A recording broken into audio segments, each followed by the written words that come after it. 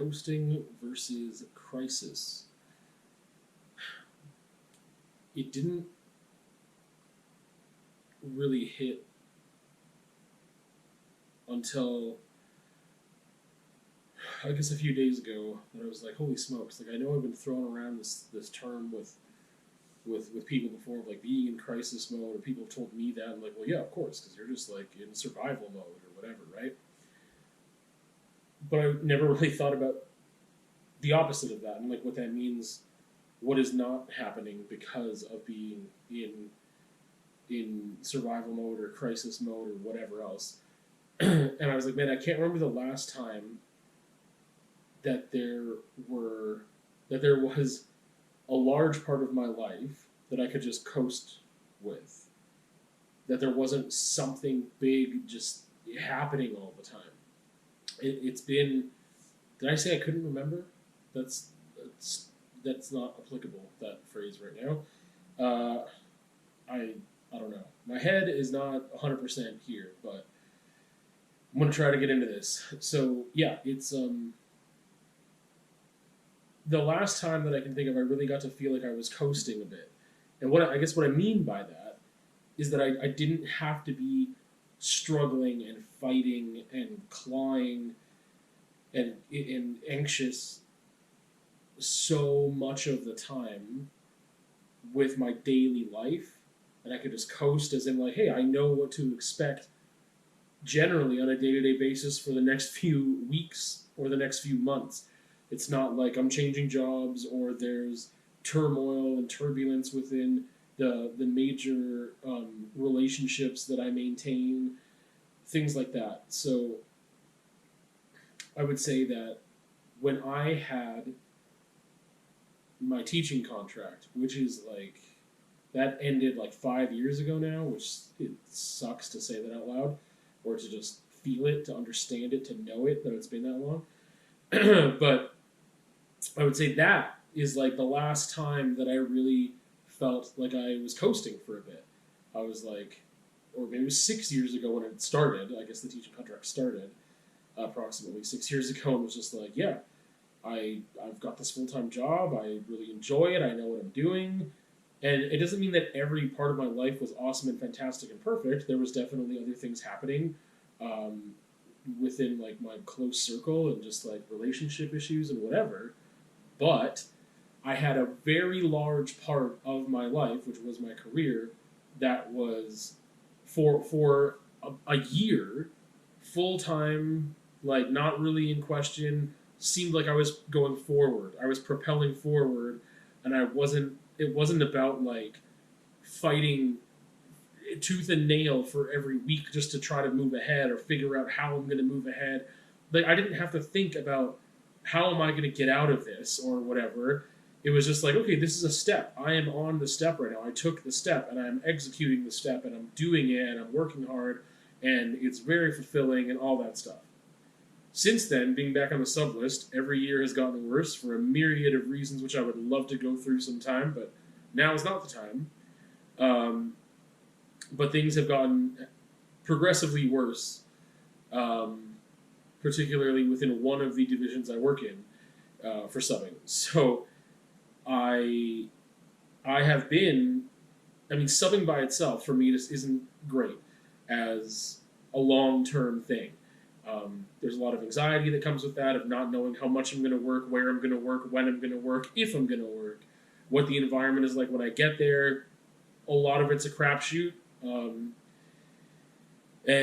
it's not great for me. For other people, maybe it's definitely some people handle it much better than I do, for sure. But again, there are also systematic things within one of the divisions that they've been doing and making themselves incredibly adversarial to their subs. So that hasn't helped anybody. Um, yeah, to have that much divisiveness, and I don't want to go into details, but anyway, that has been such a huge part of my life. I have been actively trying to get out of that for like the past 2 years. That has been just like, even sometimes other areas of my life are good for like a week or so, but that is one constant where I'm like, I can't coast ever. I'm constantly looking for work, which is where I would spend the majority of my waking hours, right? Or half of my waking hours would be at work. And then there's stuff that is still getting figured out with family life that over the course of time things have slowly progressed and gotten better and gotten used to things and handling things and whatever, but there are I'm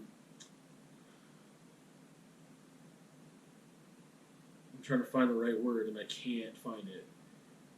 There are elements within that family structure that are radically unreliable, and that's just what it is. But if that were the only thing in my life that was radically unreliable on a consistent basis, it would be a lot easier to handle. However, there are other elements with, if I would say that half my waking hours, if not more, are at a full-time job, or full-time hours within that job that day, then a child's like waking hours that would be equivalent, but in this case more of their waking hours, because their waking hours are a lot less than mine, are at school. And so we have elements that are wildly unpredictable, that's just the way that is. But then we have a school that is so incredibly malicious and incompetent as a habit, as a it's not a one-off thing, that exacerbates things, that is incredibly stressful, that puts us in crisis mode, that makes me anxious just talking about it, even though I'm being super cryptic and vague. That's a massive element. Job is a massive element. And there are other things in my life that are stable, and although they are important, they don't take up the amount of waking hours that these other two things do. And when those two things are in such a ridiculous, horrible state, wherein there are people making decisions with malicious intent, to be clear, also with severe incompetence in their position, and it is negatively impacting me to a degree that is extreme, it is difficult, is an understatement, for me to not be in an anxious state on a daily basis. To constantly put out fires, to constantly fight and scrap, or make the decision to have to weigh the options of what am I going to advocate for today? What am I not going to, because that would make things worse to actually advocate for myself in a diplomatic and proper positive way, would actually make things worse. So what am I not going to say today? What am I going to say today? To have that happen for years on end, daily, to have conversations that you shouldn't need to have daily, it's incredibly tiresome and wears on anybody, I would assume. Which is, I mean, yeah. It is. I don't think that it is just me in that situation that would feel the way that I'm feeling. And it just reminded me of, like, man, remember that time for like a year and a bit that you just got to coast and feel good on a consistent basis? You're fulfilled by your job. It wasn't in question. You weren't trying to get out. It was the next step. You were doing well. You were learning. You were growing. Your self-improvement. And I feel like that aspect of self-improvement has never gone away.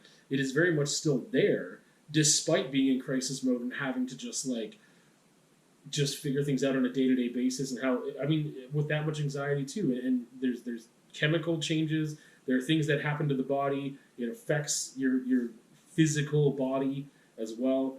That element has still been there. I'm just I am trying to improve myself. But a lot of that focus is on trying to deal with anxiety. And yes, there are things I can do with that. And there are things that my level of anxiety, or a general anxiety disorder, that I possess is not due to these external factors, but you can't get away from the fact that these external factors that should not be are massively exacerbating this issue to such a degree that I have a hard time coping with it. I don't know how to explain it. It's like if you're walking down the street and um, I don't know. You're walking down the street just one block and I can't even think of an example. Like it's just I don't know. You're driving down the street. You've driven one block and there's a pothole and you can swerve out of the way and you can be safe because there's not traffic or you slow down and whatever and you can weigh all these things. You can see everything in front of you and you can avoid the pothole. Yes, it sets you back a bit. But if the street is filled with pothole and every single block is filled with 20 potholes and there's traffic and there's people, tailgating you and there's someone in front of you that's not paying attention to the signs and they're on their phone and there's people throwing stuff at your car and there's a tornado up ahead. You know what I mean? Like there's these outside elements that I can't control that even if I was in my most healthy state are going to negatively impact me because I can't possibly hold all of this even when I'm at my best. And that's super difficult. And I was just thinking of of like, man, it'd be really nice to just like breathe, to just coast, to just relax and feel like, man, I don't have to worry about this one thing that is a major part of my life, whether it be career or kids going to school or whatever. I don't have to worry. I don't have to feel on edge every day and feel like I can't breathe because I don't know what's going to happen today. I don't know how someone's going to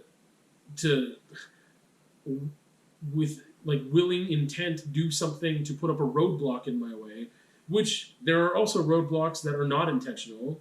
There are things that just happen and I can let those go a lot easier because I'm like, okay, it's a really crappy day with the weather. Who am I going to be upset about? Or who am I going to be upset towards? I can't phrase my sentence. If there's a blizzard and that's causing me grief, I can let go of it so much quicker because I don't have a source that I can assign blame to. But there are times where, yes, people are fallible, including myself, and people make mistakes, and nobody's perfect, including myself. But there are times where people, again, there's incompetence, there's malicious behavior, and sometimes there's both. And to an extreme amount that, again, it is not just me being paranoid that those things are being directed at me, but because I want to challenge people and hold them accountable, then it becomes a very specific target. I become a very specific target. Anyway, that was supposed to be a conversation, and I don't know anything. Yeah, coasting would be cool. I would really enjoy getting to a space in my life again where that could happen. It's just like a weird realization to just be like, yeah, I know that I've been in like survival mode for so long, but I didn't even recognize that meant there was an absence of being like. I mean, I recognized it, but not in that language, and that language just makes it so much different because now I'm like, yeah, when is the last time I've got to just kind of be on autopilot for a hot second and take a breath and like still working, still progressing, still reflecting, still doing all those things, still, again, finding opportunities for growth and working.